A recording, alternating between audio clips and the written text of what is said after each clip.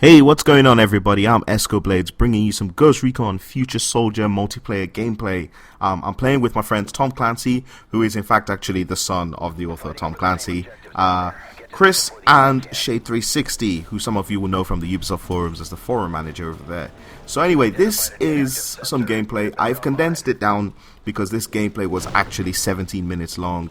The game's run for quite a lot. And I just wanted to basically use this as a bit of an overview, give you some tips as to how to play, Ghost Recon Future Soldier. For those of you who are new to this, especially those of you who are new to third-person cover shooters, which is what this is.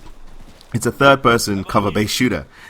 So immediately you're going to have to unlearn all of, not necessarily bad habits, but all of the stuff that you know from your first-person shooters, because a lot of them don't apply here. A lot of them don't work in that particular way.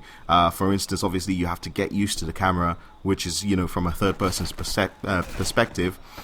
So, get used to that. You're going to have to get used to the movement as well, the way, the mechanics of the game, and sort of how things work. So, Ghost Recon Future Soldier is an objective-based game. That's pretty much what it is right off the bat. So even this game mode that we're playing, which is called Conflict, which is as close to TDM as you're going to get, it still has objectives. You see that interact over there? That shows you the objective that you have to get. So you have to capture that point and then hold it for a certain amount of time, and that will gain your team points. Kills are just going to get you individual points, but they're not going to help the team in any way. Well, they will help the team, obviously, in terms of the strategy you're trying to, accomplish, but it's not going to get your team any score. To get the team score, you're going to have to capture the objective. So you're always aware of where that is because it always shows up on the screen. It's usually 6v6. Now for the beta, I think there's some problems with it. There was some server issues to start with anyway, and it was only letting us populate the squad with 4 people. But it will be 6v6 in the full version, and of course, the 6 in a particular squad are divided into 2 fire teams of 3. So you can interact immediately with your fire team, which is 2 other people, and yourself. So squad orders and stuff will be issued through fire teams, but of course you can communicate with the whole team. You want to be doing a lot of communicating because this game is extremely tactical, and there are 3 different classes that you can play. You have the rifleman, the engineer, and the scout. The scout is your scout sniper, and he has the optical camo. The rifleman is your basic infantry soldier, but he has more body armor around his torso, as you can probably see as I run around there. So if you're playing against riflemen, you want to be aiming for their head to take them down quicker, because you're not going to have much luck shooting them in the torso. They can take more hits than the other 2 classes combined.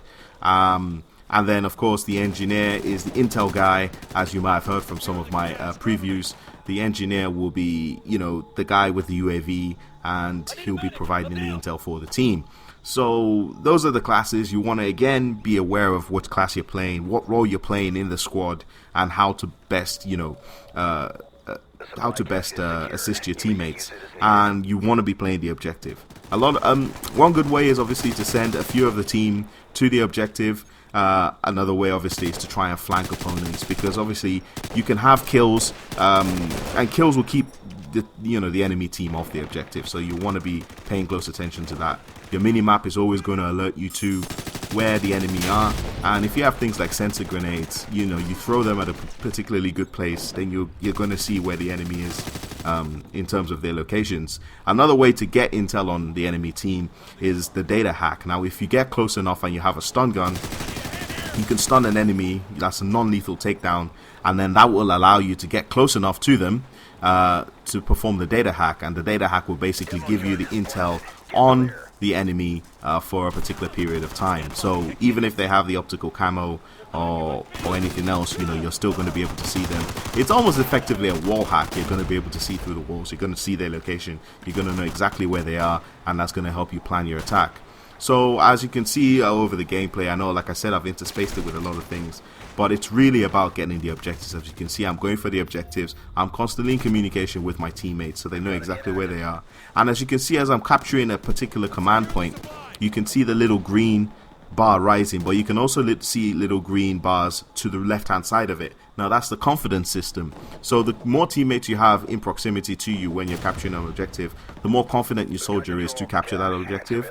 And so yeah, you want to have your particular fire team, or at least more of your teammates around you at that particular point in time when you're capturing the objective, and you'll capture it quicker. The engineer, sorry, actually has an upgrade which is called the field computer, and what that does is basically it will give you one level of confidence straight off the bat, and you can use that to capture things even quicker. So you want to be aware of that. If you're using the engineer, you've got your UAV, but you've also got the field computer, which you can use to help you get objectives a lot quicker. And that's basically it. You know, you want to be using cover. Cover is your best friend, so you want to be making use of cover all of the time. Not only does it keep you alive, it also gives you some discrete accuracy bonuses as well when you're behind cover and shooting.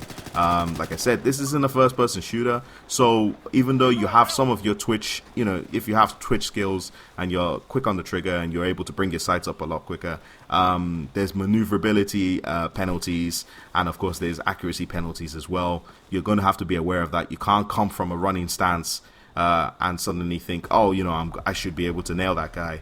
So you want to be using cover. It's there. Make use of it. So cover is your best friend. And take your time. You're not going to be, you know, as you can see in this gameplay, a lot of the time, you're not going to be engaged in close quarters combat unless the map calls for it. A lot of your engagements are going to be mid to long range. So make the most of it, making most of your cover.